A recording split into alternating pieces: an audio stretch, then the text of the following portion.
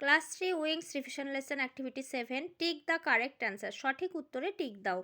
তো এখানে দেখো হ্যাজ কিংবা হ্যাভ যেটা ঠিক হবে সেটাতে টিক দিতে হবে। তো এটা করার আগে একটা বলে রাখি যে ফার্স্ট পারসন হলে হ্যাভ বসে, সেকেন্ড পারসন হলে হ্যাভ বসে, এবং থার্ড পারসন সিঙ্গুলার নাম্বার হলে has, third person plural number হলে হ্যাভ। ফার্স্ট পারসন হচ্ছে I we, second person you, তাহলে আই উই ইউ এদের পরে সবসময় হ্যাভ বসবে।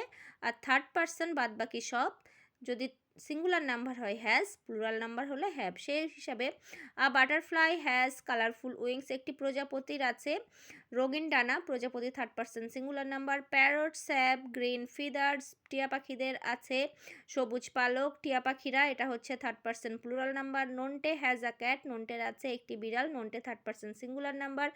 আই হ্যাভ আ ডল, আমার আছে একটি পুতুল, আই হচ্ছে first person. You have a bat, তোমার আছে একটি ব্যাট, ইউ হচ্ছে second person. They have many flowers, তাদের আছে অনেক ফুল, দে হচ্ছে থার্ড পারসন প্লুরাল।